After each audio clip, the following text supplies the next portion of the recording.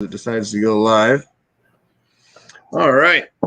What's up, everyone? This is Isaac with Hunger Smash Fitness coming to you once again with my co-host, John, over at My Block Strongest Man.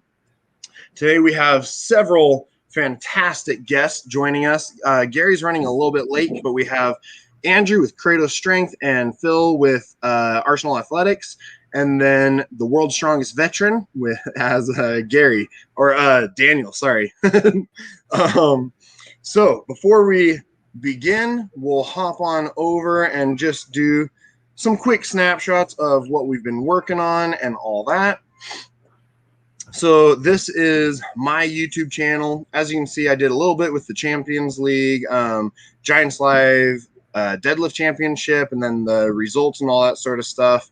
So if you're interested, definitely give it a gander. Go over there and look at it. And then I did a fun little grip challenge thing with the 40-pound kettlebells. If you've never tried holding them upright over your hand and doing benching and stuff like that, it's actually kind of fun. The 40s were actually really easy, so I need to find like some 60s or something and give those a shot. Maybe those will be a little bit harder. But yeah, definitely subscribe to my channel, like this video, definitely, and then as soon as you're done with that, head over to John's channel over at My Block Strongest Man. Subscribe to him and definitely go and watch all of his videos. He's put out several hundred. So yeah, John, anything you want to say about your channel? Yeah, I mean, first and foremost, all I have to say is we bring Andrew on the channel, and he's just a magnet for wonderful people. Albert Brand's already in the comments, so what's up, Albert? Yep. You guys go back a ways, right? Andrew and Albert, I think you guys have been buddies for a bit. I met him probably in, I think it was January. I noticed that he moved into my town and just kind of sent him a message and asked him if he wanted to come train at my gym or my garage gym. And he's like, oh, I'll come look at what you have or whatever. And I opened the doors and he was pretty surprised because I've got, like a full layout in my garage, pretty much anything you would need to train strongman, and there's not any strongman gyms or training anywhere in this area. So I just kind of took it upon myself to get as much equipment as I could get my hands on. And we do like strongman Saturdays. And I mean, it's all completely free, obviously. And I call it the Kratos Garage Gym, but it's more the Brand Strength Garage Gym. Awesome. That's fantastic. And in a sea of wonderful people, Andrew is really one of the great, nice guys and great guys in strongman. So I just wanted to give him a shout out there. So back to what I've been working on. So let's see. What have I been working on? We did our Teen Nationals show couple of weeks ago, or was it last week? And that show has happened. So we should actually do a review of that with those wonderful athletes. Big Laws broke the Denny Stone continuous walk record, which was previously held by Brian Shaw. So I thought that was a big deal. And a whole 86 other people did too who watched my video. So thank you, 86 people. Then, of course, we had the Strongman Champions League, which had a couple of different shows, both of which Travis Ortmeyer and Jonathan Cotton competed at. And Travis actually won Portugal. They teamed up together and came in 7th in Finland. But wow, some great, really interesting events there. And Isaac and I had them both on our show to kind of debrief and walk through all those events. So check that one out as well. Super, super interesting. And then, of course, this past weekend, the World Deadlift Championships as part of the Giants Live World Open. So I did a series of videos there predicting the deadlift portion and the show as a whole. And then, a result show for either one, which are my last two there. So check them out. You'll get full event by event recap and results. And on one of them, the deadlift one, I actually added a bunch of photos as well. So enjoy. That's what I've been working on. I guess there you go. I was still muted. I was gonna say, yeah, your deadlift one definitely took off. 6,000 views in just 2 days. So that's pretty good. Good work there. Yeah, one public service announcement. I'll just say, like, for any of you watching who like maybe were expecting to see video, which I can't show because it's copyrighted, have a heart. Like, don't hit the thumbs down for that reason. If you dislike it for legitimate reasons, go ahead and hit the thumbs down. But I can't do anything about that, and neither can Isaac. So just have a heart. That's all. Awesome. And it looks like maybe Andrew's having some technical difficulties or something at the moment. Yeah, well, maybe let's go ahead and start with. So, Phil, do you go by car then, or what do you prefer? Yeah, typically I just go by car. It's the last name. It stuck since high school, football, military, and all through. So it's just easier that way. Okay, perfect. Well, let's whichever of you want to go first. If you want to just discuss how you got into the military, which branch, all the different stuff that you would like to talk about military service and all that sort of stuff. And then how you transitioned into Strongman from there and where that's taken you so far. Yeah, and for folks like me that are not veterans, I'd love to hear about life lessons that you were able to apply later in life. Yeah, there you go. So maybe let's if you want to start with Daniel, and then we'll just kind of go through the list from there. Yeah, sure. Daniel Pledger is my real name. So joined the U.S. Army, active duty, 2005. Served 7.5 years to 2012. Went to Iraq, 2009, 2010. Originally started. I was 20. Joined the Army then, and joined the Air Defense Artillery. I worked on Patriot systems, their early warning radar, and then did that for 4 years. Addition to the MP Corps, thought it would serve as getting a job on the outside. So did that, and then ended up getting a job. I work as a federal law enforcement officer at Bureau of Prisons now. So I've been doing that for 9 years. But, just so many life lessons to be had with the military, especially work ethic. Mental toughness, especially. I mean, all that stuff transitions into strongman athletics.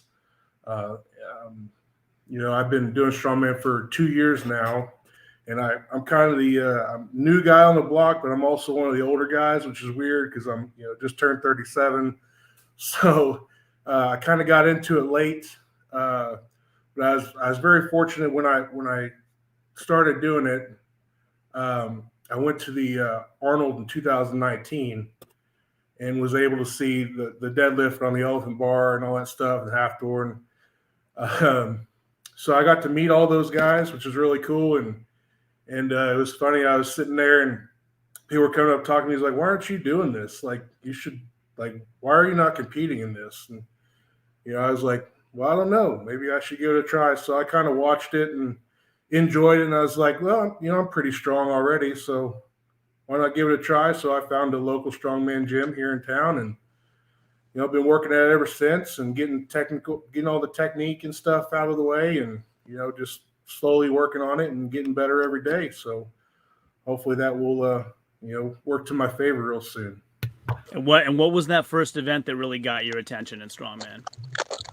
Well, I mean, the first event I ever saw was the Arnold, which, I mean, if you're going to watch one live, that'd be the one to watch. I did a local show in Tulsa, Oklahoma, and ended up doing it and winning it, and went to USS Nationals in 2019 and learned a lot, as far as conditioning and where I was at and where I needed to focus on.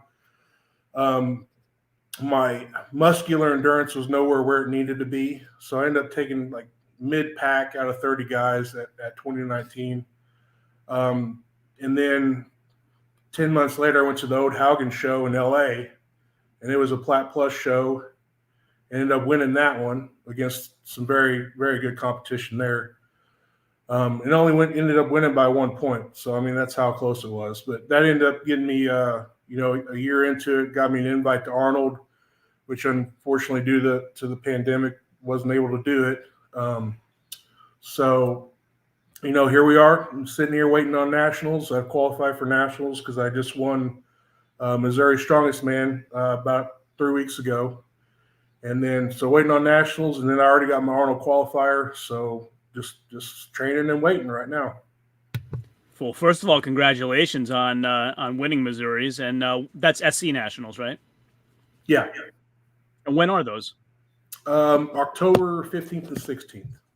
Good. Yeah, because they just had their teen nationals last week. Correct. That's awesome. I know it's funny because both my wife and I are veterans as well. And we always say that the military was a great experience, not necessarily because of the quality of experiences that you have, but by the sheer number that you have every single day. So it's always one of those things where you can learn a lot from the military, and especially if you're paying attention. Yeah, there's always a lot going on. So yeah. I mean, and all sorts of things happen to you. There's always setbacks. There's always something going on. So if anything, it teaches you how to rebound, come back stronger. Yeah, I would definitely agree with that. Well, thank you. Definitely. So Carr, what about you? Yeah, how'd you get started with the military? What branch and all that sort of stuff? So I enlisted in the Army as well. I was 17 when I signed up, right out of high school, obviously. I went to the MP Corps as well, started off there. I wanted to do infantry. I tested high enough on the entry-level exams to go wherever, but it was 2007, and Iraqi freedom and enduring freedom was still going on.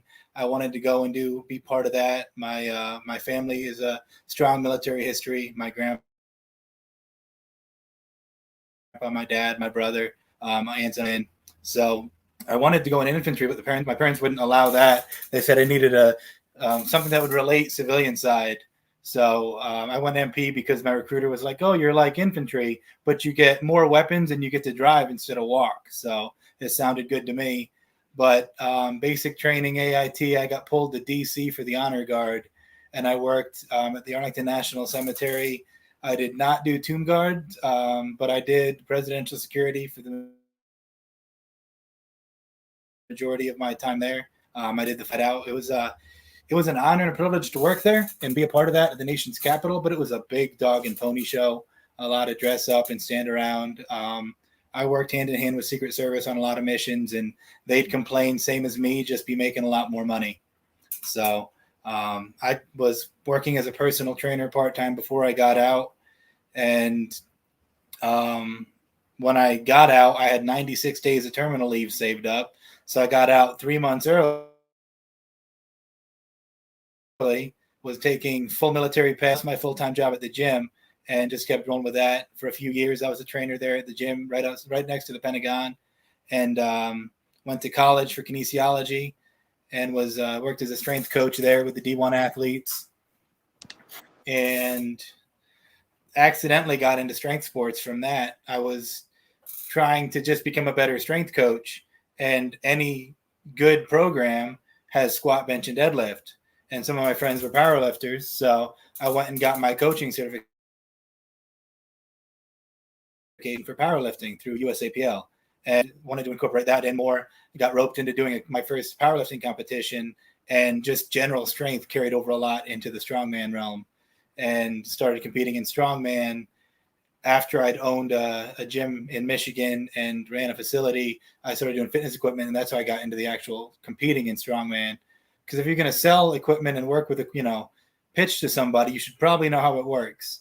So I was at all the shows anyway. Things like the Arnold through powerlifting.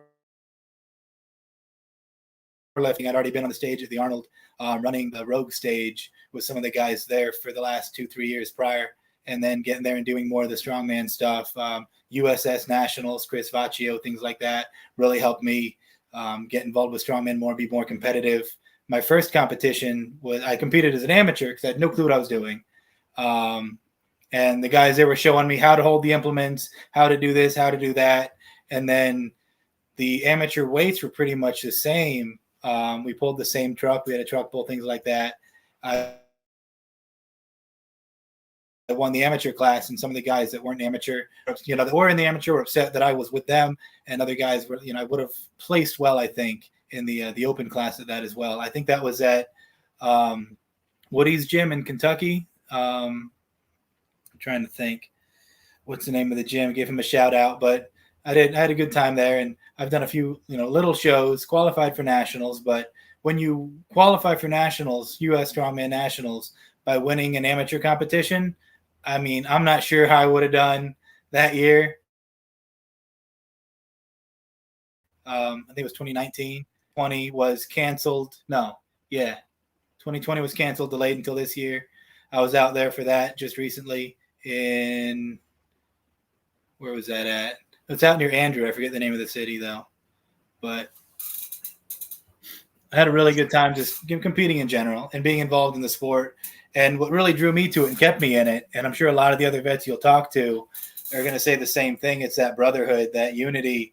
When you're in the military, you've got, everyone who's there has got your back, and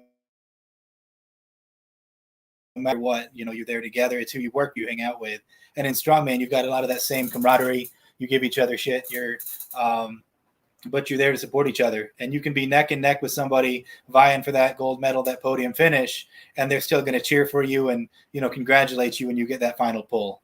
And just that atmosphere has always been really great. And I think that's what keeps drawing me back. And I'm sure a lot of other people as well.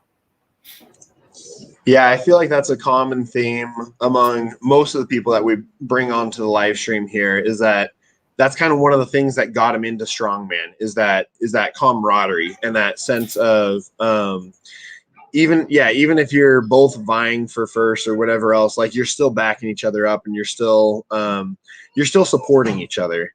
And there have been a number of times in different competitions and stuff that I've seen where guys will just right away be right there helping, whoever, and whether you know them or you don't. Like, I mean, even because my first competition that I did, I'd never done an Atlas stone before. And as soon as some of the other guys found out, we had a stone to shoulder for one of the events. And instantly a bunch of the other guys that were competing in the open class were like, well, hey, like, come on over here. We'll show you, some techniques. We'll show you how to put on the tacky, how to, everything. And it was awesome, because I was like, all right, cool. I have no clue what I'm doing. So it was great having just different guys who had done several shows already just show up and be like, yeah, this is how you grab the stone. This is how, everything. And ever since then I've been hooked. It's awesome. I love it. Yeah. And Carr, since you were at USS Nationals, you must have run into Andrew there, because he provided the Atlas stones.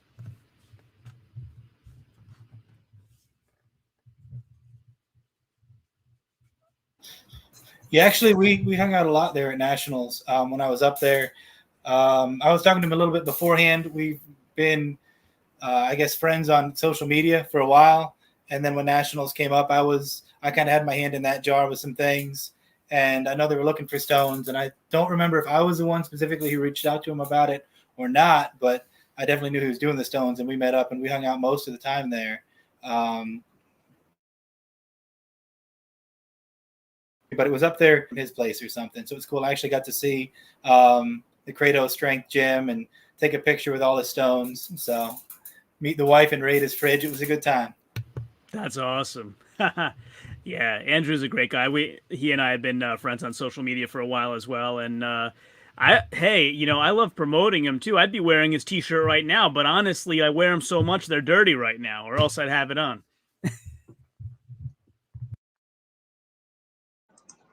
So, Carr, how'd you come up with Arsenal Athletics, and what was the whole process with getting your company started and all that sort of stuff? I was actually initially got involved in the equipment side. I got a sponsorship from another company for a world championship in powerlifting, and I got involved with them through that. And I started helping up at the warehouse and got hired on and started doing product design and things there. But there was a disconnect. I had different values than some of my business partners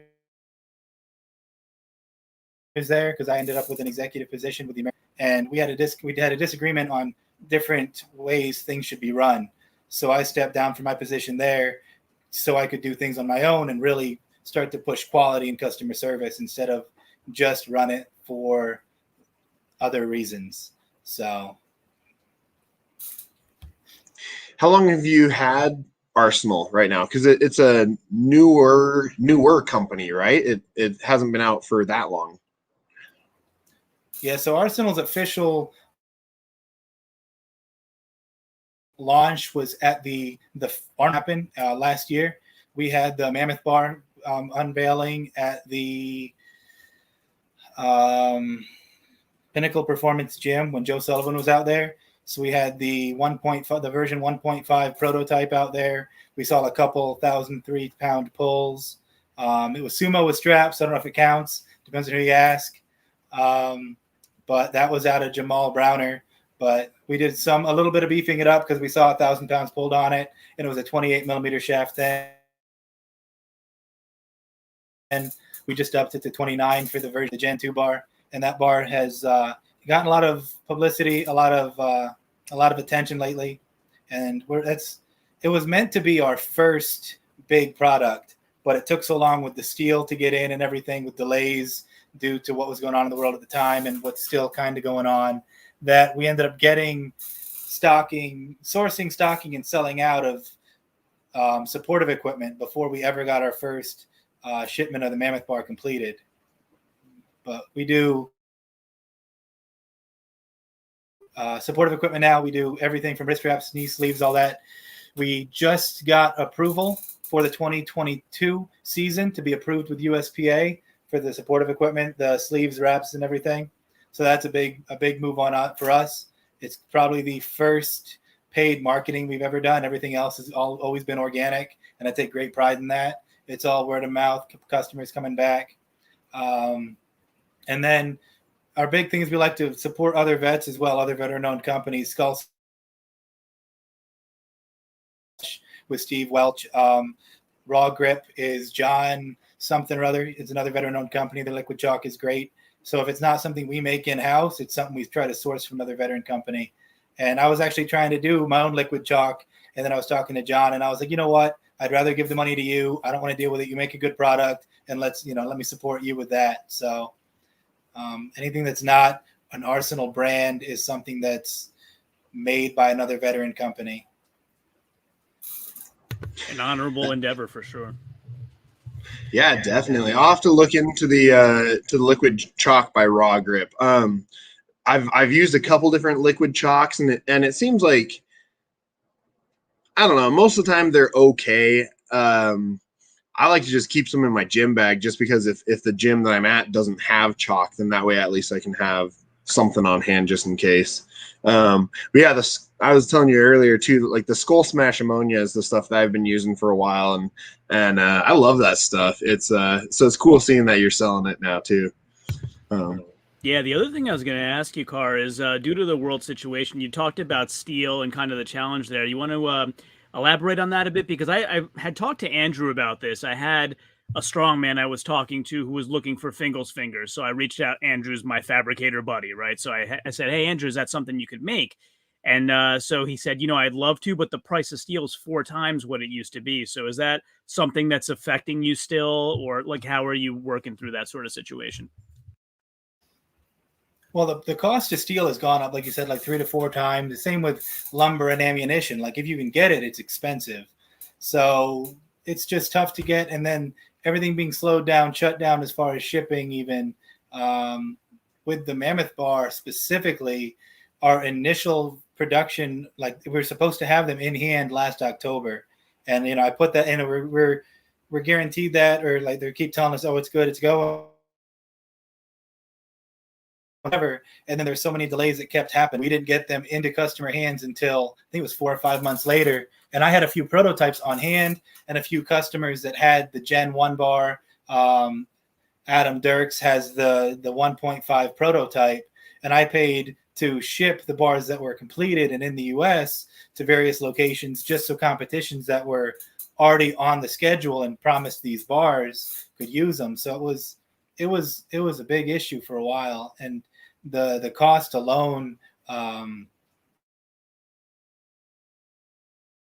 the the shipping of the bars when we didn't. But I don't know, with the steel itself, I mean, if you want to have it, you have to pay it. But my biggest issue was that it was constantly pushed back. Same as with, wearing masks. It's we have to wear them again. And now it's just, because I'd put it out to everybody. Oh, we had, I think 20 pre-orders for these bars, and they retail for $850. So it's not a small, it's a big deal when you order one of these, and it's $350 shipping because it's a 10-foot long bar.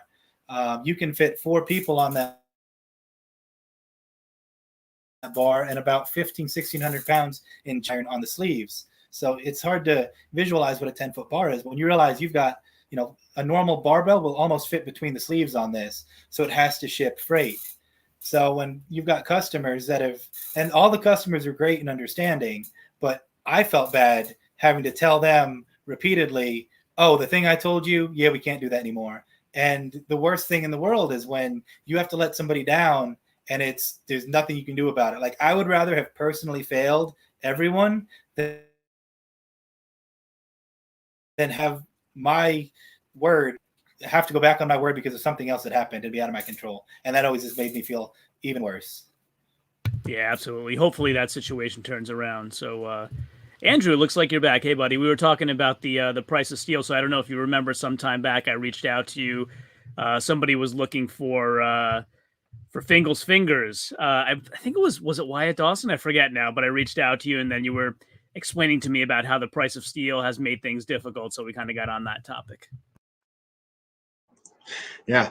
Well, Andrew, while we have you as well, though, let's hear your story, how you got into the military, branch of service, all that sort of stuff as well. Okay. Yep. Sorry, I stepped out for a few minutes. I went and hit the log quick and then the yoke, and then I figured I'd, get a workout in while you guys were waiting. Anyway, no, I'm in the air conditioning now in the house. I tried it out in the garage and it was just a bit of a disaster. So, yeah, I went into the military at 18 years old, Army Infantry, 10th Mountain Division, and late 90s, so I'm kind of a lot older than all you guys, I think. You can see all the gray, but, So 97 to 2000, and I was in Bosnia, Kosovo, Serbia, the Balkans area, and then got out and went to college. And I'm really new to Strongman. I just started a few years ago, and I just happened to meet a guy by the name of Nick Brewer. He's Brewer Barbell on Instagram, but I was working out at a gym, and he offered me to come to his class. He was having a class at a CrossFit gym, and I tried it, and I fell in love with it, and then I kept going, and he ended up moving away, so the class got canceled, and that's kind of how I started my garage gym. I loved it so much, I wanted to share it with everybody, and just, it kind of grew from there and into the garage and Strongman Saturdays and stuff like that. But I'm not much of a competitor because I'm, trying to get the business going, and I work full time, and there's just not a lot of time for me to train. I don't do it a lot, recently, especially the last year or two with everything going on. But, one of the first people I met was this guy from Arsenal Athletics. And, he kind of took me under his wing, and, I met him, and then I met Al, and it just kind of stemmed from there. And I mean, all the great people in the Strongman community it's just awesome. I mean, you don't meet people like that every day, if hardly ever, and that many people, in one particular sport or strength sport or whatever you want to call it. But it's been great. I mean, and I've only been in business for about 8 months, so there's been a lot of struggles so far. But and as John mentioned, I'm a fabricator. I've been a fabricator for probably about 15 years. So our main focus will be, fabricating equipment. But currently, the steel prices have gone up 200%, and they're still rising. So it's a real big issue for us right now. especially how small we are and how new we are, we don't have any steel or raw material inventory that we can work off of, and it's made it pretty difficult. But that's kind of our main focus. But for now, we're making Atlas stones, and apparel is kind of our big thing right now. I love doing that. And Al Brand Strength, he's kind of my computer guy. He does all the website stuff for me, and I kind of give him all my ideas for the apparel, and he brings them to life for me, because I don't, obviously, as you can tell, I don't know a whole lot about computers. So he does a lot of the computer work. And then my engineer, his name's Aaron. He's a Marine Corps veteran, and he does all the like CAD work and CAM work, and he'll be the one doing all the welding and all that type of stuff too. So I'm just kind of more of the pretty face. Everybody else is doing the grunt work. So, by the way, on the comment about age, that's why I shave, so you don't see any of the gray. That's where all my gray is. there you go. I don't know. Is it just me? But when I went on your website, it said that I could use a coupon code BRAND30 for 30% off. Is that special for me or for everybody's browser? That's for everybody. That's wide open all the way to the floor right now. Yeah, Brand Strength 30.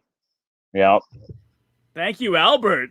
Yeah. Thank you, Andrew. Yeah, right. Yeah, absolutely. Yeah. There's I try to come up with as many designs as I can, and try to keep it fairly fresh, and add stuff, here and there. And I've got some projects going on with I'm doing some stuff for Santa and a couple other gyms, making clothing for them, and it's a lot of fun, and it keeps me busy, at least until the fabrication stuff can get back into full swing. But yeah, and like you said, John, Wyatt Dawson, he's asked me for a few things, but it's so rough right now that it's almost impossible to keep the costs down as high as the raw material is. It's very difficult. Yeah, it's kind of I find that as one of my strengths. I like putting good people together, So when he asks, I said I got a buddy Andrew who can, if possible, help you out. So I like to put good people together. Yeah, same here. I love finding good people, interacting with them, and Wyatt's a great guy, and yeah, hopefully eventually I can help him out. Absolutely. And by the way, for anybody who has not tried Andrew's apparel yet, the blue shirt, I have that one, and I have the black one as well, and they're super comfortable, awesome for working out. Andrew, I was saying when you were off camera for a while, the only reason I'm not wearing it now is because I wear them so much they're dirty right now, but yeah, they're awesome. Thank you. I appreciate that. I'm glad you like them.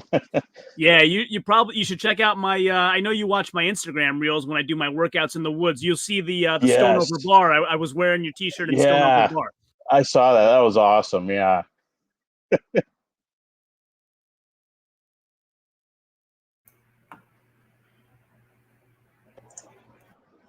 So, Andrew, do you have any big projects coming up? Because I know, Car has the Mammoth Bar and all that sort of stuff. Do you have anything in the works that you're just waiting for the time to release or anything like that? I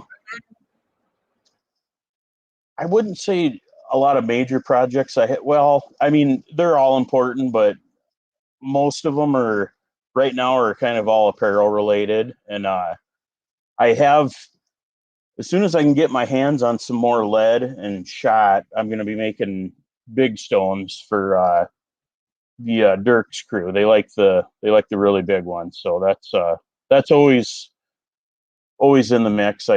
When I dropped off the 559 for him, he wanted to know when he could have a 600. So they like their stones over there. That sounds fun. I mean, the heaviest stone I've ever been able to play with was a 385, and that thing, it's fun, but it's one of those things where after a little bit, you're like, all right, I can do this over the bar several times. I need a bigger stone. I need the next one in line. My problem right now is I don't have anywhere to put anything like that, and I'm working out at a little commercial gym or whatever. So I've talked to them about buying some stuff and just storing it there. and they finally agreed to let me put. I have a 335 something like that Cerberus, the heavy bag. So that's sitting in the corner, but the only time it ever moves out of the corner is when I go and play with it, because most of the other people that are working there, they're not training strongman. Yeah. They're, most of them just hop on the Sure. elliptical for a while and head out. And Yeah. so I was like, I'd love to put some stuff, some more stuff in the corner there, but everything's so clean and tidy and all that. They don't want stones over there. Yeah. But yeah. It definitely gets messy. That's for sure. yeah, someday my long term, because I'm going back to school. I'm trying to finish up my doctor of physical therapy right now, and my long term goal is I want to open up like a gym clinic, basically, and so I can have my PT clinic and then have a because there's no powerlifting or strongman gyms or anything like that out here, and it'd be awesome to have just a grungy, dirty, massive gym that you can throw weights around in, and have a bunch of stones and tires and everything else. And so I'd love to get something like that set up. And so, in 6 years or whatever it is, when I'm finally ready to get all that started, maybe I'll contact you and get something set up and talk to Carr as well, and we can get a whole bunch of bars and all that sort of stuff. But I have my ultimate goal is to I've got a 24-inch mold, and I want to make a 700-pound stone, and I'm just going to make it, and it's going to be the home of the 700-pound stone, and open invite to anybody in the world that wants to come give it a try, just for fun. It'll be sitting there for, till the end of time, but it's neat though, and I have pretty much any mold imaginable. So I can make a lot of stuff, and I have a 471 and a 493 in the garage right now, and Al's been working on trying to get those loaded onto the platform I made for him. So I don't know, Andrew. We're pretty friendly with Travis Ortmeyer. Maybe we'll send him your way. Yeah, we could make him a real big one. If he heard that you had a 700-pound stone, he might make a trip out to your gym just to give it a go. Right. Oh man. Well, what's funny about Travis, I'll tell you a quick story. So in March, I had the fortune of him being my guest judge at my competition, and the last event was a stone run. And trying to load stones in front of the Texas Stone Man was it was a little nerve-wracking at that point. So that was an interesting one.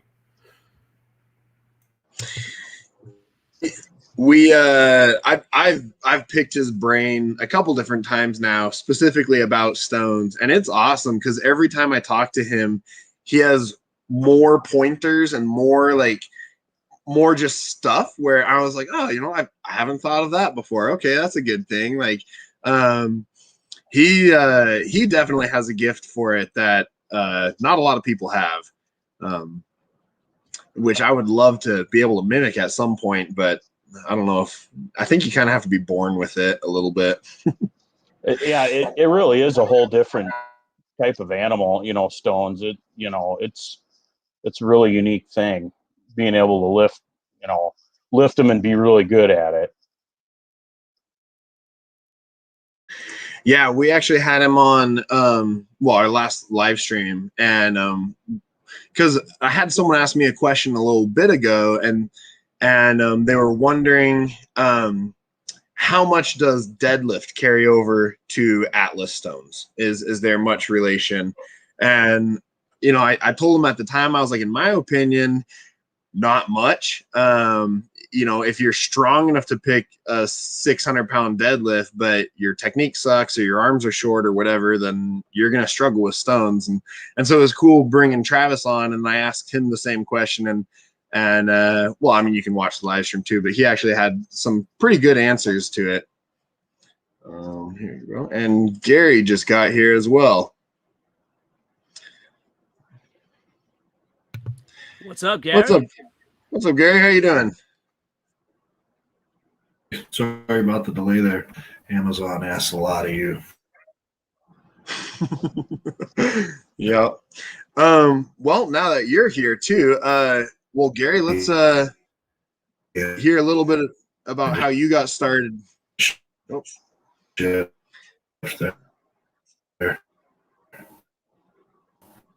Oh, you're breaking up, Gary. You have a little bit of lag going on. Hey guys, how's everybody doing? Good.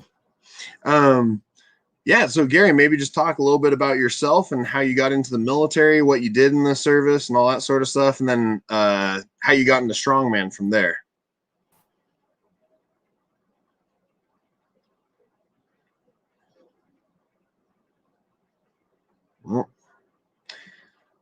All right. You might have a poor Wi-Fi connection at the moment. Technical difficulties. Just a second. I'm gonna shoot him a message real quick. You guys keep.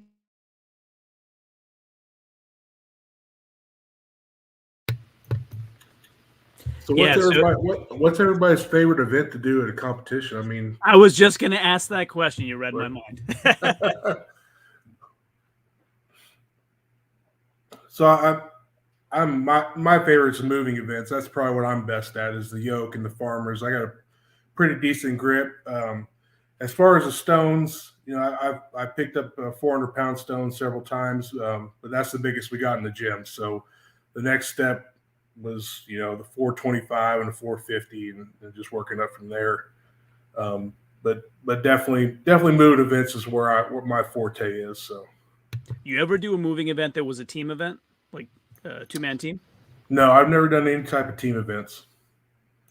Yeah, like we were talking about Travis and Jonathan Cotton before. They did some like really interesting looking stuff at Strongman Champions League. There was one where they were both doing a Zercher on either side of a non-fixed bar. So like they had to balance it properly and they're carrying farm equipment. It was really, really awesome to watch and a new challenge for sure.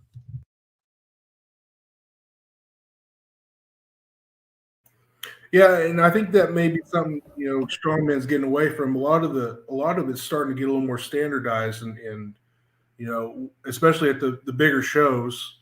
So you got to kind of wonder, you know, let's throw in some weird stuff and let's see who's strong.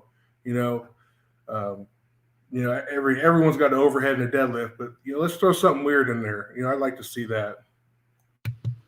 Yeah, for sure. I mean, you know, I have a bar in the garage and I'll do deadlift from time to time, but I have way more fun going into the forest and lifting stones. Like I don't want to lift a bar. I want to lift weird things, you know, logs and stones.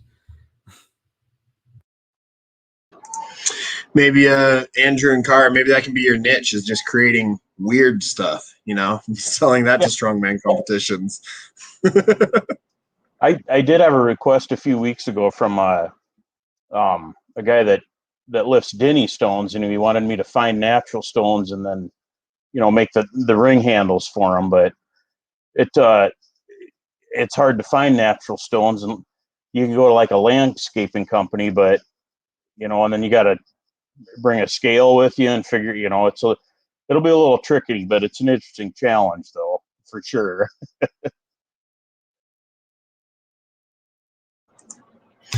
Well, Gary, so now that you're back with us, everyone else had their chance to talk about how they got into the service with branch of service, some of the highlights of their, you know, time and all that, and then how they got into Strongman from there. So, yeah, if you want to, while you're here for a bit, if you want to talk about, yeah, everything about that. Sure. Yeah, man. Thanks for having me, guys. Sorry about the delay there. I got a little delayed there at the end of shift with Amazon and had to fix some things before I could walk out of the building and hand it off to the night shift. And then I got home and my internet wasn't working. So sorry about that. I joined the Marine Corps right out of high school. Here, I grew up in Spokane, Washington. Joined the Marine Corps right out of high school there in about 2005, 2006 era there, right at the end of kind of the push there in Fallujah. Was slotted for recon right out of boot camp. Started training there at 1st Recon Battalion and got hurt. had to have a hernia repair done. Got jumped over to kind of a jump platoon setup, deployed with them to Fallujah and the surrounding areas that year. Came back, was supposed to go back to school, but unfortunately I had put on a little weight, which big guys tend to do when they're not working out hard enough, and got slotted back to the grunts instead after that. Did another tour to Iraq after that, left the service shortly thereafter as one of those guys who never had an issue with the physical PT side of it, but never once made body fat, because even at 265 pounds and 30 pull-ups, 20% body fat was not 18% body fat, and there it was. So got out, came back to Spokane, did some work in hospitality, messed around in college for a bit, decided that wasn't for me. An old buddy from Recon was running with a couple of the Blackwater teams and had transitioned over into Triple Canopy, hit me up, let me know what was available. Transitioned back into that for 3 or 4 years, working in the Middle East. Ended up on a low-profile team at 265 pounds, same as I was when I was in the Marine Corps. Guys gave me a pretty hard time about that because it was 8 of us stuffed into a BMW 7 Series. And so it was always the running joke that if we actually had to abandon the other vehicles, that I had to walk back to the embassy or wherever it was, because nobody else could fit in the vehicle if I was in it. Kind of finished up with that, met my wife, had a kid, decided that maybe wasn't the direction I wanted to continue my career pathways. And I'd always lifted during that time. I played football in high school and still play football on and off when the opportunity presents for like flag teams and stuff like that. But a buddy at the gym, James Shumpert, one of the IFB pros here in Spokane, was lifting with me one day and happened to mention like, hey man, you're kind of strong. Have you ever thought about competing? And I was like, no, I just like lifting. It's fun and it keeps me stable. And he convinced me to do a Strongman show here in Spokane. It was 2019, and it was a Strongman Empire Classic. And I went in and had a great time. Got third, resoundingly got stomped by the guy who got first place, a local guy named Chad. But it really kind of ignited a fire in that I enjoyed it. I had a good time with it, and it gave me more than just I want to lift weights because I like to lift weights. So I partnered with a couple guys. We would lift on and off and bouncing in and out of town, going back to the Middle East on and off as needed. And then about a year later, really got serious into the lifting, started spending 2-3 hours a day in the gym. Started eating right, went back to the Strongman Classic in 2020 and won it pretty resoundingly. I won 5 out of 6 events, and the only one I lost was the carry event because big guys don't have very good cardio when they're training on their own. I figured out that picking up weights was very different from picking up a sandbag, and learned that lesson pretty hard when I couldn't finish the event. But after that, I hired a coach, a guy local to the area named Matt Hunter. And I've been with him for about a year now. And probably one of the better decisions I made in Strongman was transitioning from kind of doing my own programming and eating to letting somebody kind of program based off of where my lifts were at. I had reasonable success in like deadlift and squat, getting myself to a 600-pound deadlift and roughly around a 600-pound squat. I was close, and with a year with Matt, I'll probably do 800 in both of those this year. By the end of the year is the goal. So that really ended up kind of cementing that I enjoyed this sport. My biggest drawback is at 6 feet tall, my arms are a little short and my legs are a little short. So some of those higher stone platforms tend to give me a little trouble from time to time. As I found out in America's Strongest Veteran, couldn't do the stone series fast enough to beat the other guy, even though I'd won all the other events. So, it's been a good journey. I've enjoyed it. And it really just gives me something to do. A lot of guys I know, most of us are vets. A lot of guys end up drinking their lives away when they're struggling. And I was on that path. I was headed down that road, crushing way too much bourbon every night after work. And the gym kind of fixed that. It gave me something else to do. And it got rid of that want to go and just drink a bottle and go to bed, get up and go to work and make more money to do it over again. So now I spend all my money on lifting equipment from Andrew and, shirts and stones and dumbbells and travel, because there's not enough competitions in my area. So I have to go find ones to go to. Yeah, so Gary, I'm just wondering what your favorite strongman event is, and I'm just going to preface this by saying, with Andrew and Carr in the room, the only possible right answers are axle, deadlift, or Atlas stones. So I actually hate anything to do with the axle. Every time I train with it, I've torn a muscle in some way, shape, or form, and it's literally my least favorite implement on the planet. That being said, my favorite strongman event is definitely the log clean and press. And I really enjoy it. It's a good time. I like to hit myself in the face when I roll it up my chest, and then just go for that massive press. Second favorite strongman event would definitely be, I've really been enjoying the Circus dumbbell overhead lately. I just got a new one that should be here soon to train with it. But the balance required to get it pressed overhead at some of those heavier weights kind of throws you off a little bit. You wouldn't think it'd be that difficult until you're trying to press it off your neck and it knocks you clean over. Yeah, you got a plate loadable one coming? Yeah, I ordered one from Texas Strength Systems. What's the heaviest circus dumbbell you've done so far? I got 200 up in training the other day, but we've only done it a couple times, and the only one we have is one of the Texas 10-inchers. So mine's going to be a 12 or a 13, I can't remember. So that'll probably change it, and we'll see what we can do. But I don't know. I think heavier than that is definitely a possibility with some practice.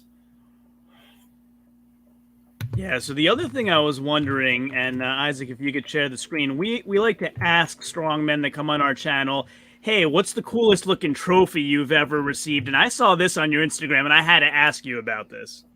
Yeah, man.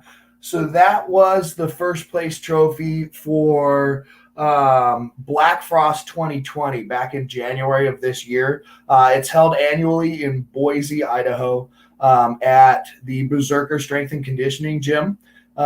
This was a competition that my coach picked out that he also wanted to compete at. So he convinced me to do it with him so he wouldn't have to drive down there by himself. And so we headed down there, and it had some cool events. It had a Hercules hold that I had never done before, and I thought was a great time.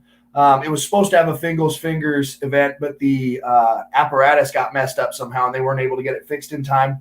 But that axe was the first place trophy, and it's pretty proudly hung on my wall in the garage above some of my other equipment, along with a Sasquatch trophy I got for a grip competition last year.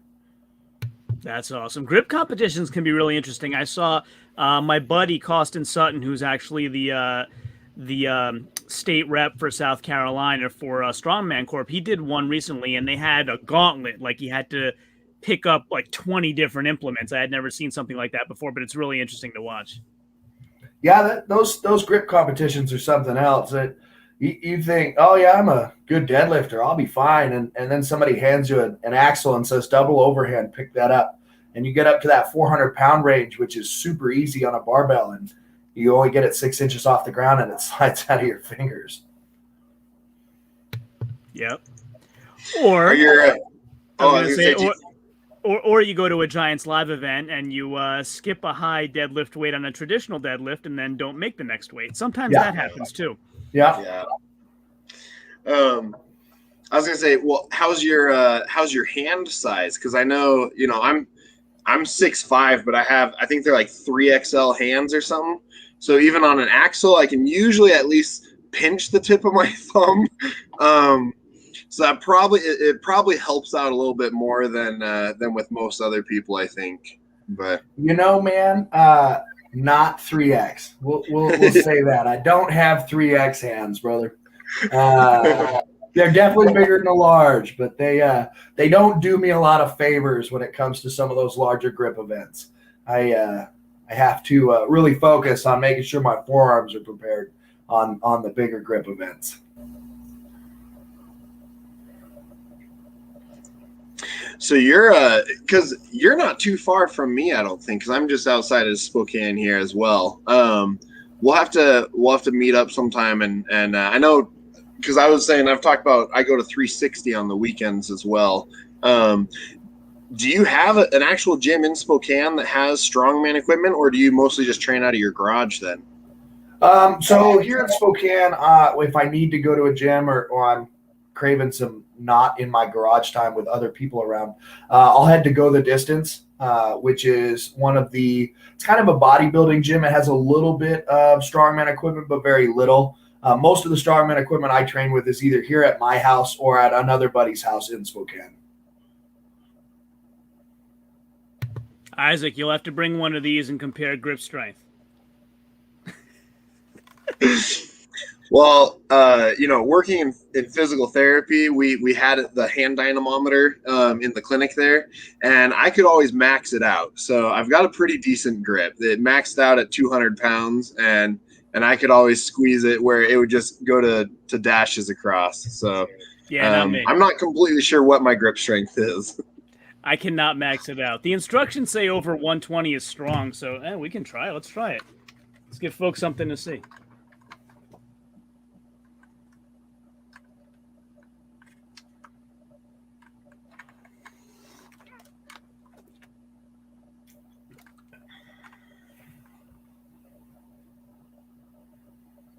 That's a PB for me. That's pretty good. No warm up or anything. No chalk. You just. You know me, man. I'm terrible with best practices. I never warm up. Oh man. So what's everybody's least favorite event? I mean, we've heard that Gary doesn't like Axel. What about everyone else?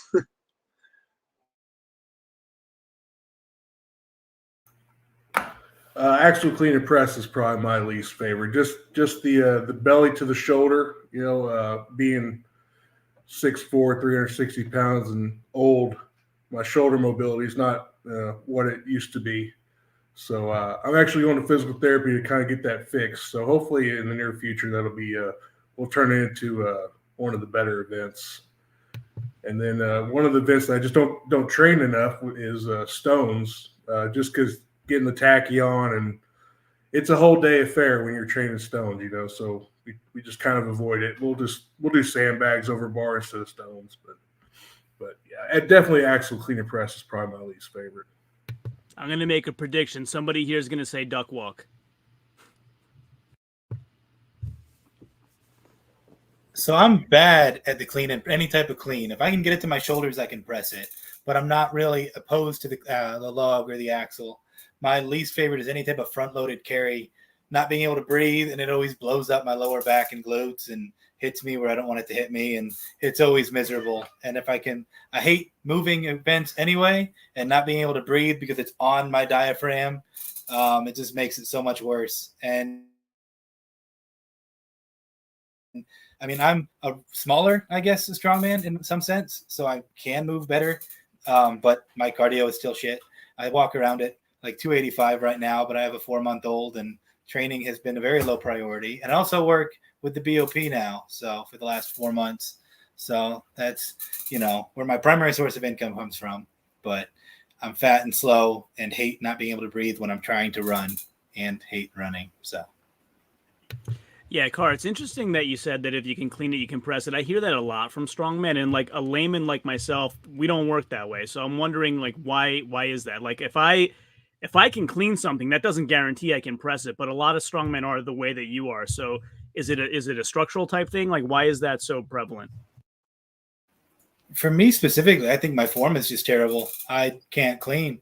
I can rep well over 300 for a push press, but I can't get a 300-pound log to my chest for the life of me. But I've done it before, but it was, third attempt struggle and almost fell to do it. But I really just think it's a form thing, and I don't train it specifically. So that's, I think, why, I accept that fact, but I don't know if that's the same case with a lot of other people.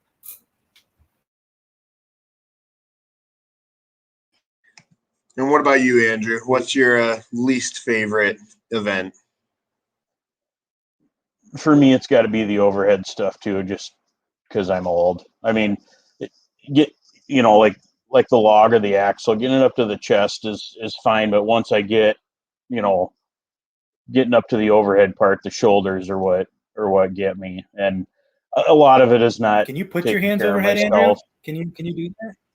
I can actually, a little bit, but yeah, those are a killer for me, and a lot of it's not doing the proper things like warming up and taking care of myself and things like that, so that would probably help.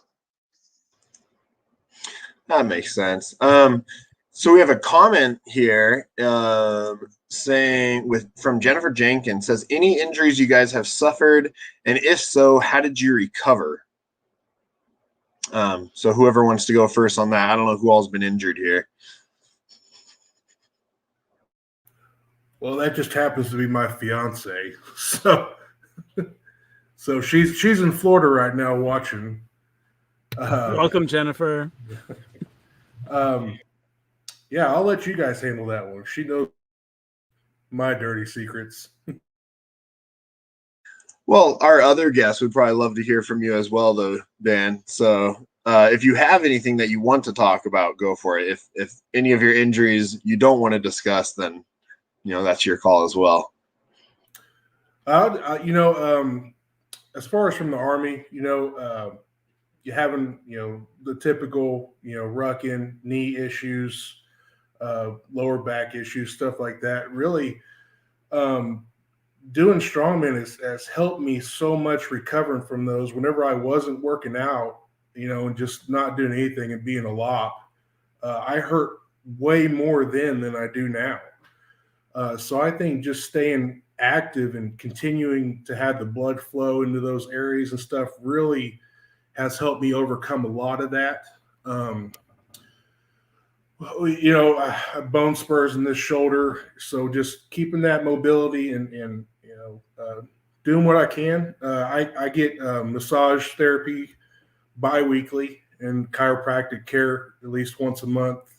And then I'll taper that up as I'm getting closer just to stay injury free. But, as far as the lower back issues, which I'm sure we've all suffered from it at one point in time, doing the strongman and doing the core strength stuff and the yoke walks and stuff, I didn't realize how horrible my core was until I started, doing a yoke walk, and I looked like a newborn baby walking. So just doing that and just staying fit, man. I mean, that's the key to it. Once you don't do it anymore, you lose it. So Daniel, what's the first yoke that you did? What did it weigh? Because I've never tried one before, and I don't even know if I could do an empty yoke.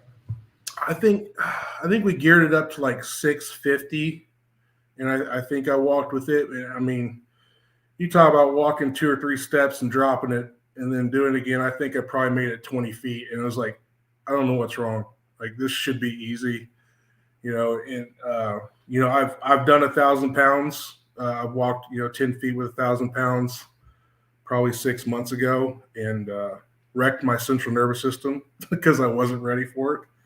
But yeah, right now 800 pounds is just another day. So, but yeah, newborn baby all day long for trying it.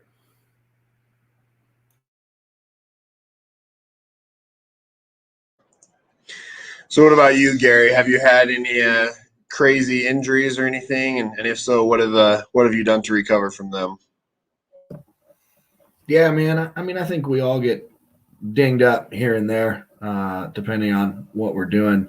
The most recent one I had was 2 months out from U.S. Nationals. I tore a muscle, one of the 5 in my left forearm, which completely trashed my grip strength in my left arm for quite a while. We did basically started strapping up for anything that was holding weight in my left hand for quite a while during prep there, just to kind of try and let it recover. We stopped doing a lot of bicep. We stopped doing a lot of overhead pressing with anything but like bands and stuff. I did 2 different PRP treatments, which I don't know if it actually worked, but it made me think it worked because it felt so good. So I'm going to call it that it works. And I swear by those now. When I get dinged up for big competitions like that, I'll definitely look at that again. Other than that, the biggest ever injury I've really had outside of the normal stuff for that Daniel mentioned that you bring home from the military with you was a rotator cuff injury that I damaged when I was really just kind of figuring out weightlifting outside of having a football coach tell me that all we ever needed to do was bench, power clean, and squat, and we'd be totally fine and have all the basics we needed. And then as I got better at some of those things, my tendons and support muscles, which I wasn't doing any of at that point, did not keep up with the fact that I was benching upwards of 400 pounds at the time. And I quickly tore a rotator cuff, and that was, I think I battled that for 2 or 3 years before I really realized that I needed to stop what I was doing, start over, and rebuild all the support muscles around my rotator cuff. And once I kind of figured that out and rebuilt the shoulder muscles around it, I've never really had a problem with it since. But that took some trial and error of pain to figure out that, yes, my chest might be able to bench 400 or 500 pounds. My shoulders cannot support a 400 or 500 pound bench press. And now I don't really have that problem anymore. Yeah, it's interesting because the PRP, platelet rich plasma, I've actually had a lot of patients that have had that done, and it's one of those really interesting things where for some people it doesn't really seem to do anything, and then other people, they get, one injection and everything clears up instantly. And it makes sense because because I'm assuming they drew your own blood and then centrifuged it out and then injected it into the site and all that. Yeah. And it's really interesting because you're re-injecting your body's own nutrients into the area where it needs it. And especially if that area, is not getting proper, circulation and everything else normally due to, injury and all that sort of stuff, it can be amazing. And the first time I injured my knee, they were considering doing that. And then when they finally did the MRI, they were like, oh, well, you actually have hamburger inside your knee. There's no meniscus. There's no and so they're like, no, you need to go to surgery. There's we can't just do a little injection. It's got to be a little bit more severe. So yeah, that was the first time I'd ever run into it. And I researched it a bunch more. And then now that I've worked in physical therapy, I have people coming in with that all the time. And it's one of those really fascinating things where for some people, it fixes everything instantly, it seems like. And like, if it works and if you can go back to living a happy life, go for it. But did the military pay for it, or did you have to pay out of pocket, or how did that work? Yeah, I paid out of pocket on my end for that one. That was just about 6 or 8 months ago that I first tried that. And I remember they had spun the blood, separated it out, enriched it, had it in the shots to go ahead and inject it. And the RN looks at me and she goes, you're a pretty big guy. Are you one of those guys that doesn't want any of the localized anesthetic and you're a tough guy? You don't need that. You just want me to stick this in there. And then she held up the needle and I went, I mean, normally I would say yes, but that 4-inch needle looks massive. So go ahead and do whatever it is you need to do. And they used a localized anesthetic. And then she plunged it 3.5 inches into my elbow. And I went, wow, I'm really glad I said yes to that because it still hurt, even with the local anesthetic. It was an uncomfortable twinge there at the bottom. But she did mention that every once in a while she gets somebody in there that goes, no, I'm too tough for that. And by about the third injection, they're begging for the localized anesthetic for the rest of them. So it's pretty funny. Yeah, the needle that they use is ridiculous. And it makes sense because they have to actually get it into the area where it's injured. So they can't use one of the little IV needles or something like that. Like they need the big hunking needle to get it all the way in there. And if you use a small gauge needle, you're going to be sitting there for an hour and a half for each injection. You know, they need to just get it in there basically. So yeah, it's pretty intimidating looking at some of those instruments. You're like, I wonder who figured out what gauge to use. So Andrew, what about you? Any you've talked about your shoulders a little bit and everything, but any major injuries that you've had, and what have you done to recover from that? I had a fairly bad one. I didn't tear my hip flexor, but it was really close to being torn. My hip flexor, my TFL, and my middle gluteus. So what the treatment was deep tissue massage and a adjustment every week for it was probably almost 2 months. It got to the point where I couldn't get out of bed and I just kind of flop onto the floor and then I'd get on my knees and crawl to the bathroom. And you try to hold on as long as you can, and I couldn't take it anymore. So I just finally went in, and enough's enough, but it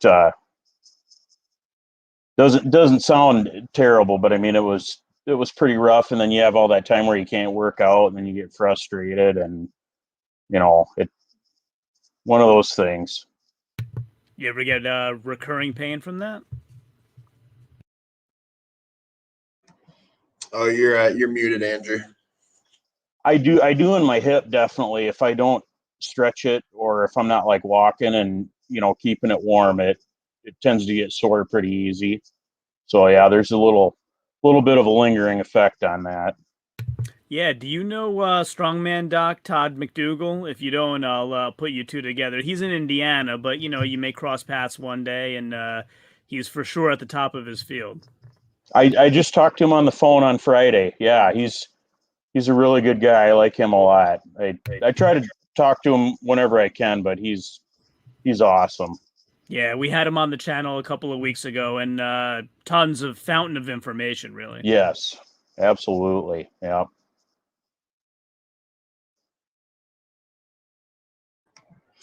Well, what about you, Carr? Any big injuries, and what have you done to recover from it? I've been pretty lucky as far as injuries in competition and training. I've got the spinal injury that kind of separated me from the military for good. I didn't want to stay in anyway for the most part at that point, but so I started competitively lifting after that, after hospitalization and a few epidurals and all this other stuff. But how was it? Chiropractic, physical therapy, even cupping, things like that. I think anything, if there's in the PRP, if you think it's going to work, if you think it works, if you're actively doing something, I think it helps a lot with the mentality of it. So even if it doesn't, if there's no science behind it, a lot of people, chiropractic is this or that.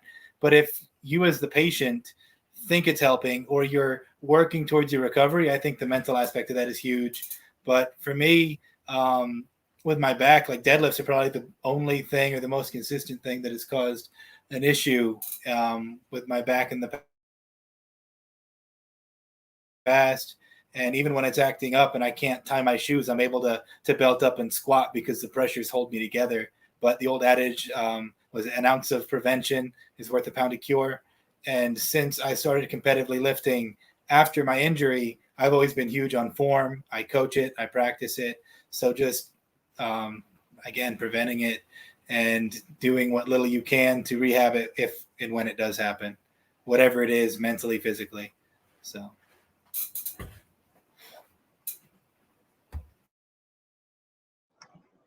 Yeah, I think it's interesting because at the PT clinic where I was at, we had a bunch of prior Army, especially in the area.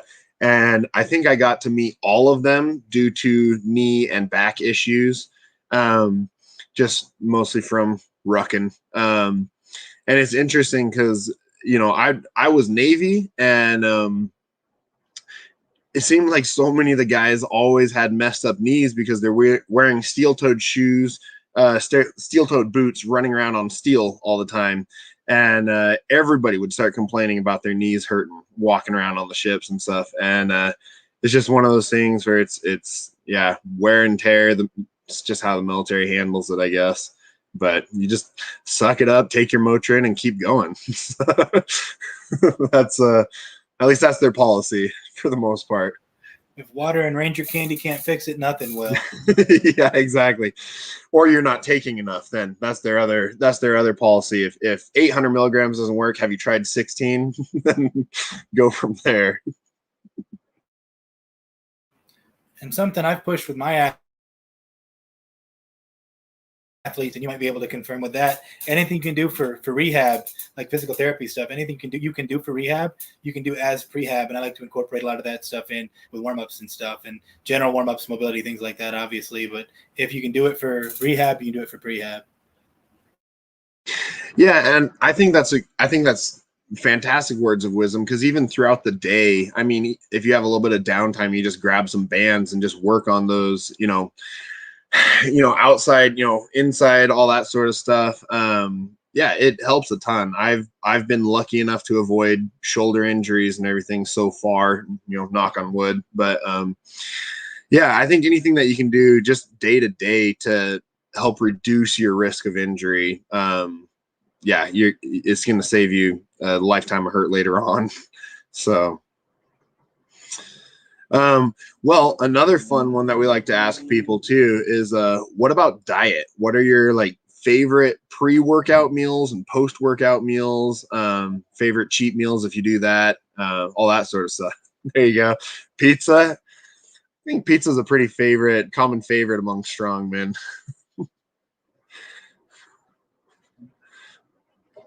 Pizza's a favorite even amongst us moderately strong men. I love cake and donuts and ice cream. Andrew, do you guys have Duck Donuts by you? It's a chain here. No, we don't.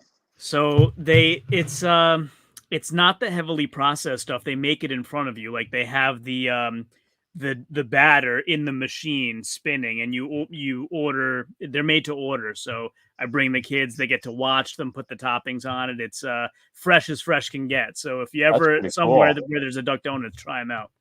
Yeah, definitely.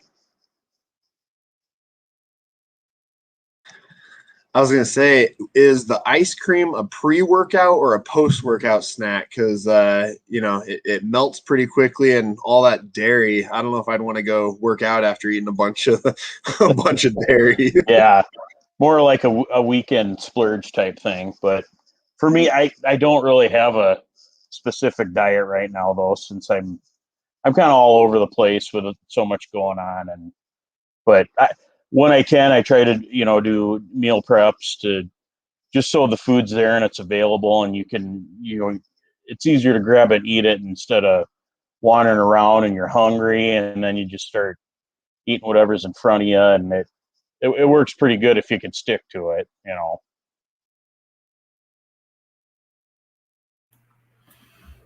I typically, I kind of do like a version of the vertical diet. A lot of rice, a lot of meat.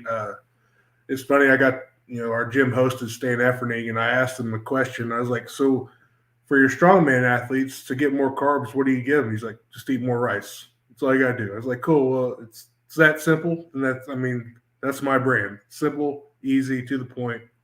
And that's what I try to stick with. Cheat meals, especially during strongman Saturdays, man, I gotta have some pancakes in the morning. Like that's my go-to for a pre-workout on the 3 or 4 hour strongman Saturday. And then probably dessert is a cheesecake. So I am all about that cheesecake. That's definitely one of my top favorites. I was gonna say, with your pancakes, do you do like peanut butter or Nutella or something on it for just a little extra, or do you just do like pancakes and syrup or something? Just pancakes and syrup, and then I get that good Irish butter. You know, what I forget the name of it, but anyway, it's a lot richer butter, and man, it just tastes good. So that's what I go for.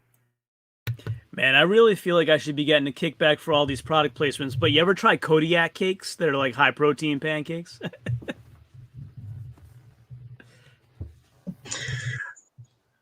I tried. I was gonna say I tried doing the Kodiak cakes because I think it was Costco was selling them for a while, and so I got a bunch of them, and then I realized that like, well, I have a bunch of protein powder at the house anyway, so I can just throw protein powder in my pancakes, and it's cheaper that way.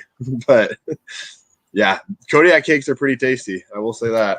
Yeah, I get the chocolate chip ones from Amazon. I get 6 boxes at a time. Make them for the kids, for the family. I make like maybe 30 or 40 of them for the week because we're not strong men. That actually lasts us a week, and and we're good to go. Yeah, we've had some. I like to church them up a little bit. I'll put a little vanilla extract in them, and a couple more eggs to get a little more protein in them. But now, yeah, I throw more eggs in mine too. Yeah, I'll definitely second Daniel here on a great pre-workout pancakes, man. If the mood is right, throw a little peanut butter in there, but it gets a little sticky later in the day if you put too much in there. So sometimes you just got to go with the butter.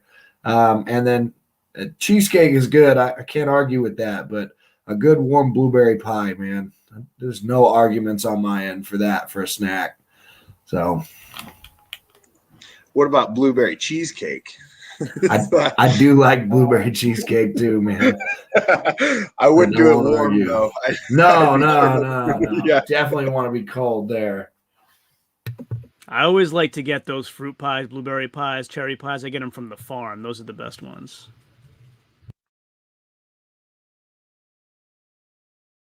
That, speaking of the vertical diet, that I used to always cook my rice and water, but when I went to broth the first time, I never went back to water after that. Just that added flavor, just that really helps, especially when you're eating rice so often.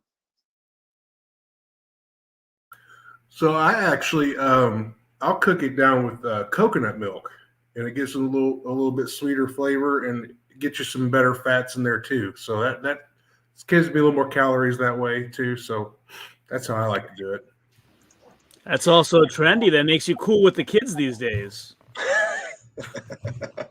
I was gonna say, Dan, do you generally just do like white rice, or do you do like a jasmine or brown rice, or mix it up once in a while, or is it just the same old rice every time? Jasmine and basmati. It's whatever's on sale at this point. When you're eating that much of it, I definitely understand going for whatever's on sale. I feel like that's one of the things that Costco is really missing out on. They should be sponsoring more of these strongmen because, I mean, I feel like my wife and I go there at least once a month and we spend, several $100 and to stock up on whatever. And sometimes we do it, 2 or 3 times a month and just for extra stock up trips. I feel like most of the other strongmen that I know are doing stuff like that too. They spend a ton all at one go. So Costco's missing out, I think. I think they're not only missing out on the food aspect. Costco has an automotive section. Don't they sell tires?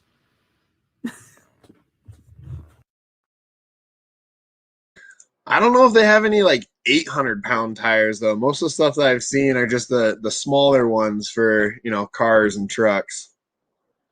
I'm not sure if they sell any of the big heavy equipment tires. Just trying to give them a plug. What can you do?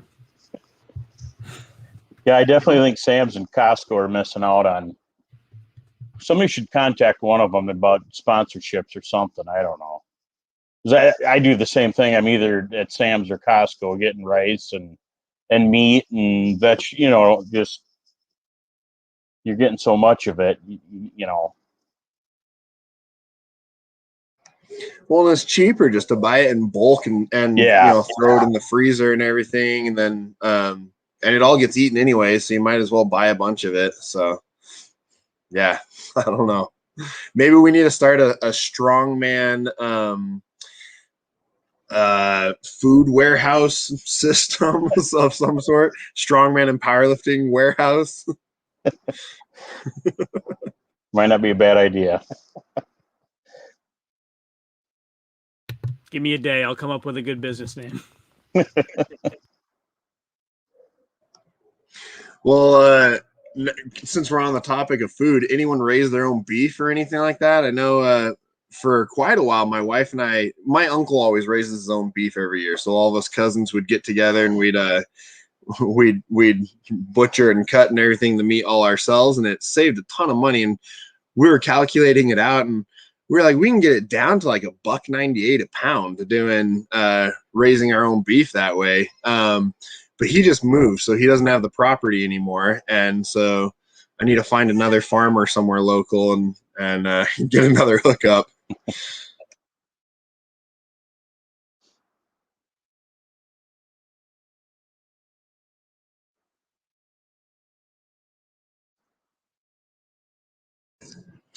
Well, so what's everyone working on for the next, what are your next year plans and all that sort of stuff? What are your 1 year goals?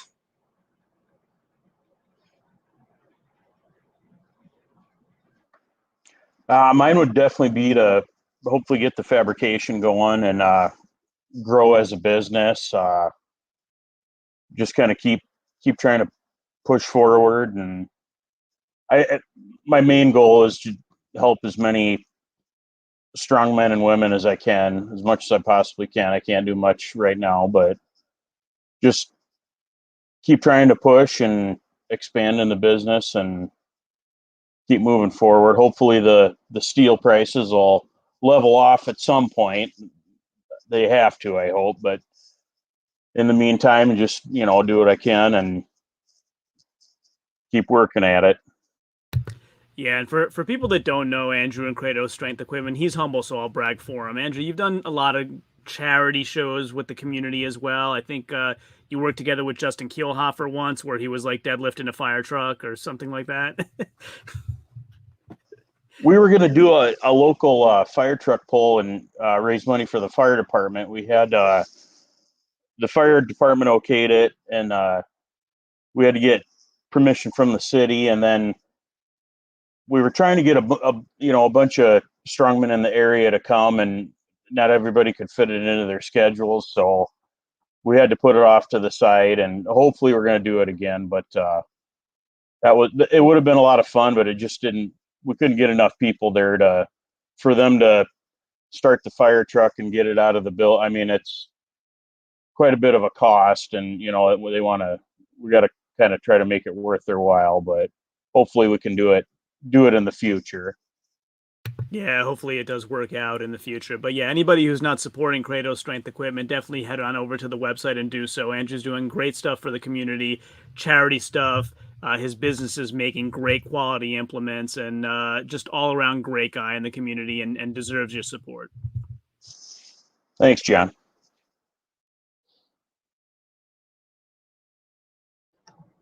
So what about you, Dan? What are your 1 year goals? Strongman Corp Nationals. I'm going to do my best to get on the podium, and then the Arnold after that. And would like to get a top 10 showing at the Arnold. If I do better, great. If not, then it is what it is. Right now, just focusing on trying to get a pro card at this point. As far as personal stuff, I'm working with some other veterans that I work with to start a website, and we're going to call it World's Strongest Veterans. So basically, it's going to highlight veterans that are doing just extraordinary things, around the country in all aspects of strength sport and mental toughness as well. So we're trying to get some guys that do like jiu-jitsu, strength, powerlifting, CrossFit. It doesn't matter. I'd like to reach out to everybody in any kind of sport that's just going above and beyond and trying to live a healthy lifestyle and, give them athlete highlights and then kind of doing what Carr does and promoting not just my stuff, but hopefully other veteran businesses as well. So that's in the works right now. I got a photographer and videographer that I've just worked with, and then get some graphic designer and website designer. So we're trying to work on that right now. So that's in the works. Hopefully within the next year, we'll get that up and running. So that's the goal right now. It's just promote the whole veteran community as a whole right now and bring everybody together. Because like everybody said, Strongman is such a great community and so much camaraderie. And I'd like to open it up to just everybody that we can. You should reach out to Crispy Avila, Omar Crispy Avila.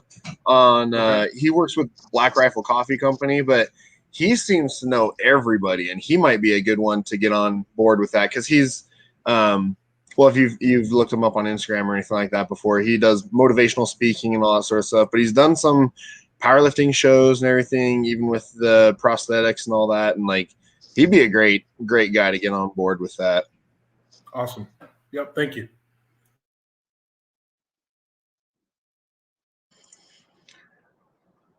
So what about you, Gary or Carr? Either of you? Yeah, I can definitely go next, man. The original plan for earlier this year, was Strongman Core Nationals, and then start training for next year's Nationals. Showing at U.S. Strongman this year wasn't as good as we had kind of thought it was going to be. Made some mental errors in some aspects. Wasn't where strength-wise in the community where we thought we'd be. So we're going to hold off on Strongman Core Nationals this year. So right now I start week 1 prep for Legion Sports Fest Strongman in Reno in late October this week, actually, as soon as we're done here.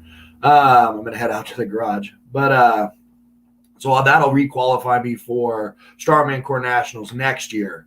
And then the whole focus of the next year, other than the couple of shows I'll do, Black Frost 2022, Empire Strongman Classic next year, and maybe America's Strongest Veteran again as well. But the whole focus of the next year will be getting ready for what I think could be pretty successful in Strongman Core Nationals next year, 2022.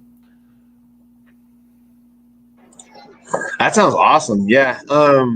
Dave was actually asking me the other day if I wanted to help him put together the Empire list and all that sort of stuff and help organize it. And I was like, well, I don't know if I want to, because I was a spotter loader at the last one. And I was like, I kind of want to compete. I don't spotter loader is fun. It's a good experience, but I was way more sore after doing that than actually just competing.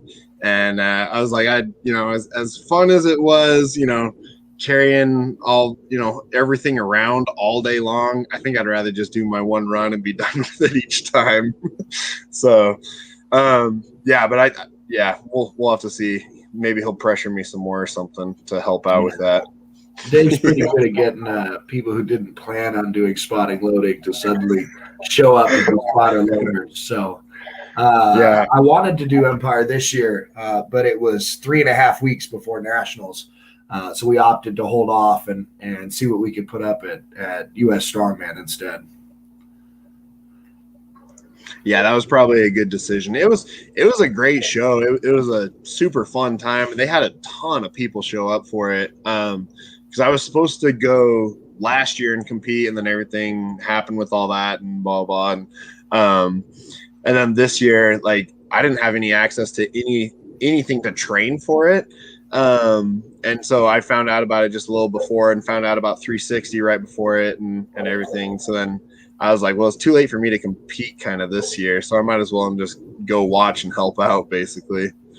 Yeah, I spent a couple hours there in the crowd watching people compete before my kid got hangry and wanted chicken nuggets, and we bounced out.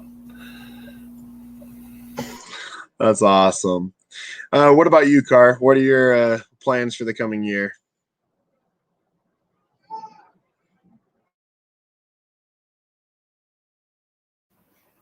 You cut off. Was that to me?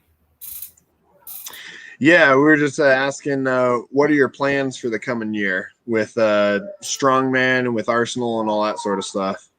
So we've got some big events on the schedule already that I'm really hoping can kind of put Arsenal on the map. I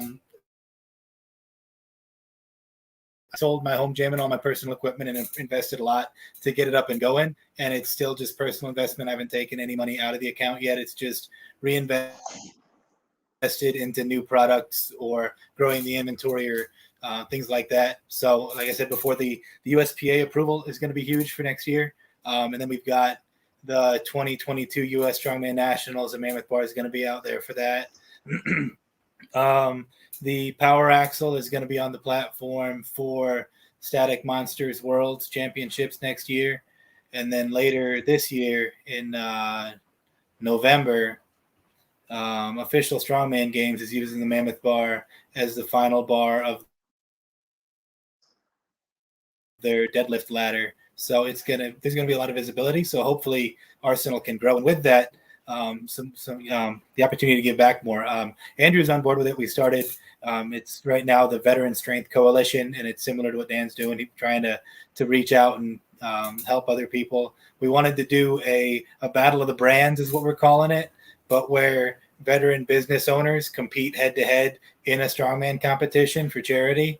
So it's something stupid like a $250 entry fee, but everyone's competing on behalf of a charity, like a Dance for the Stars kind of thing.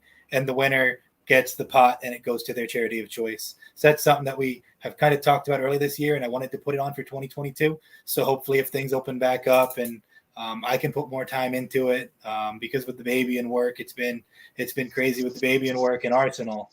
So trying to get all that going and keeping it going. But I'd really like to have that event happen, because we discussed it, and the goal was to have it as an annual event. And every year, new veteran companies come in and they compete, and it gives them visibility and gives them the opportunity to give back as well. But it's all about getting it going, getting the involvement, and making it happen. So That's awesome. Yeah, that sounds fantastic. I know, yeah, anytime you throw a kid into the mix, it seems like everything else just takes so much more work to get done.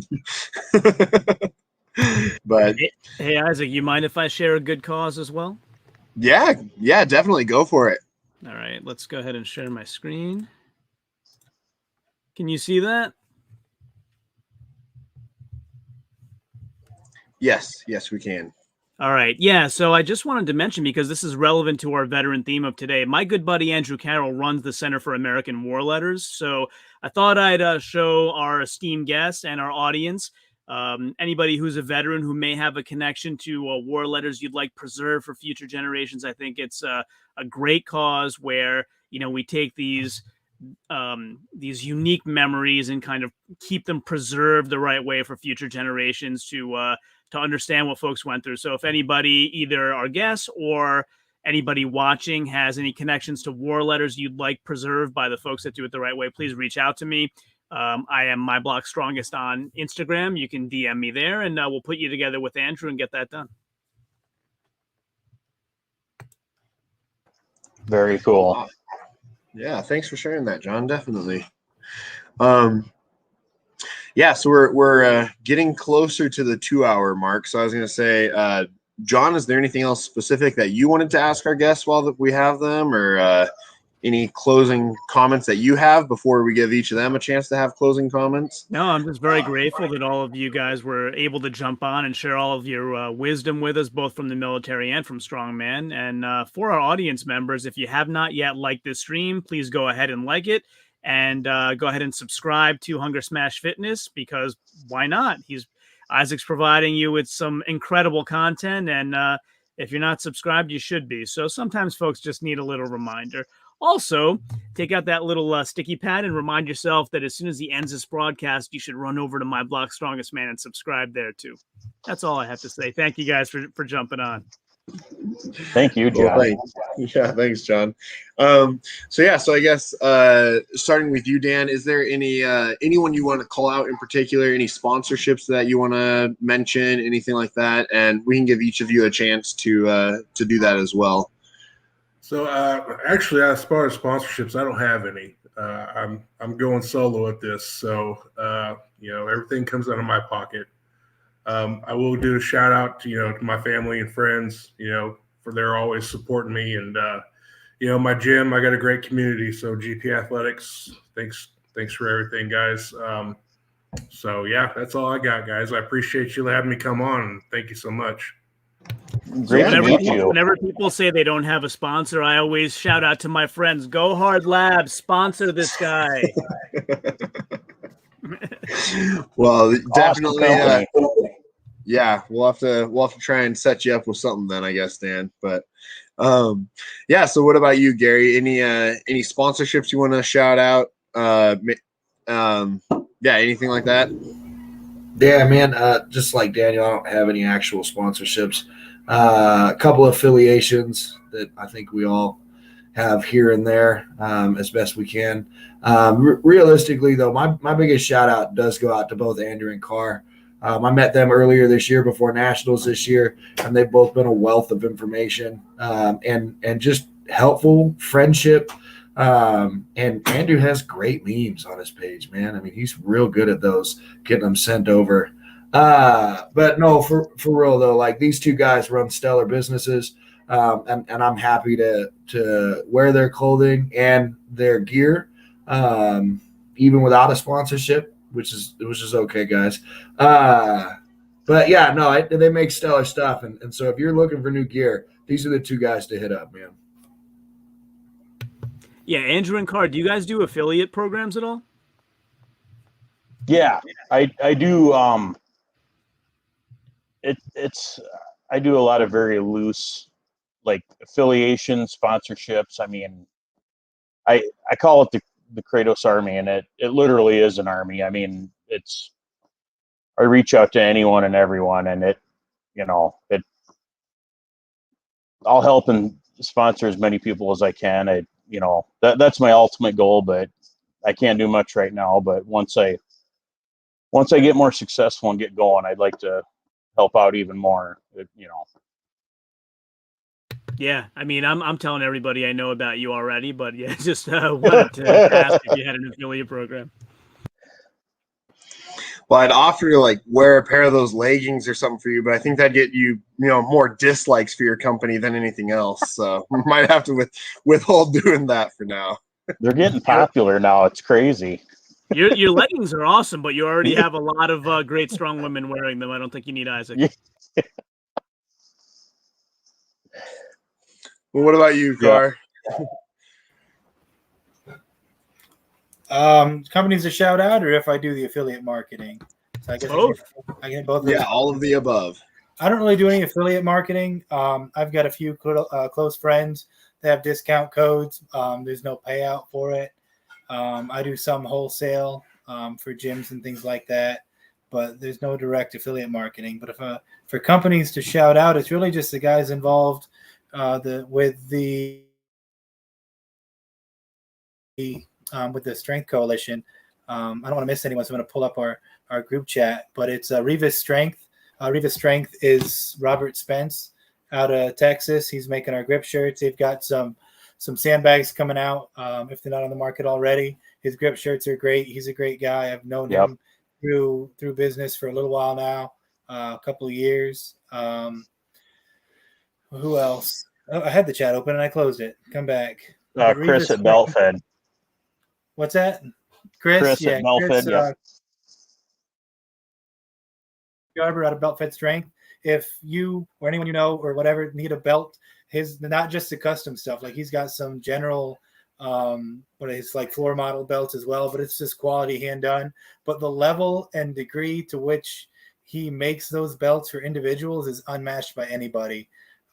He talks to him, he gets a feel for them, and then it's not just something embroidered on an outer shell, it's stamped and hand painted. Him and his wife and even his daughter now are doing it, and it's just phenomenal work. And that's Belt Fed Strength on Instagram.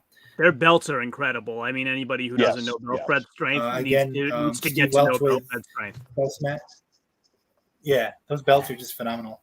And then Steve Welch with Skull Smash Ammonia, another vet-owned company. I think he has the original dry smelling salts. His scents are awesome.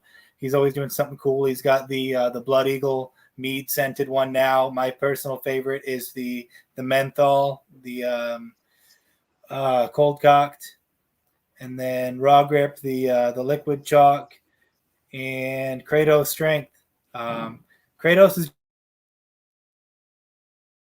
doing apparel and stones right now, but he's working on doing some steel fabbing and welding as well.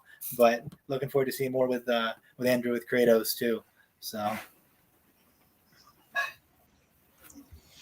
awesome. Well, thanks everyone. Yeah, this has been fantastic. Yeah, and if you want to shoot me links to those as well, I can make sure to add them to the description of the video here as well.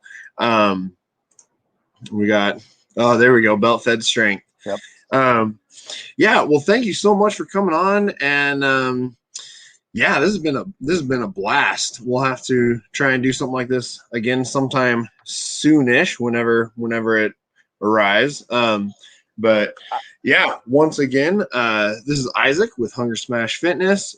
We have all of our guests here. Definitely go and check them all out on Instagram, all that sort of stuff. Check out Kratos Strength and Arsenal Athletics and the World's Strongest Veteran. And Gary, you're just Gary J. Plumley on Instagram, right? Yeah, I don't have a cool name yet. Okay. Hey, that's still a cool name. Washington's most beautiful man. That's what I call him. Hey, whoa, I'm his neighbor. Okay, we got not listen, quite. I mean, it's good to have your own name, because I go by my block strongest man. People talk to me, they don't know what to call me. They're like, my. Yeah, exactly. Oh, there you go. I have one more shout out. I promised I'd make a shout out to Christine Matthews at Panda Power. If you go to Panda Power Central, go on her Instagram page, links in her bio. She's making apparel, and she's a phenomenal strong woman. She was at Alabama Strongest this weekend, and she's a lightweight, and she entered the heavyweight women's, and she got first place. So she's doing good things. That is not a first for Christine. So Christine was my third ever interview. So I met her after the Mammoth Strength Challenge, and she did the same thing. Lightweight, decided to go middleweight, and ended up heavyweight at the contest and came in second to Alila Worley. Yeah, I met her through you, I think, last winter. Yeah. Christine's awesome. Can't say enough good things about her. She's Panda Small but Swole on IG for anybody that doesn't know. Yeah. And also our doors are wide open to any veterans. If any veterans out there are struggling, they need somebody to talk to, feel free to DM me, because I'm on Instagram 24/7. All I do is talk. I love to talk to people. I love to listen. So anybody that wants to reach out, please reach out. I love to talk to you. That's what we're here for, to help the veterans and help anyone in general, really. We're just here to lend a hand.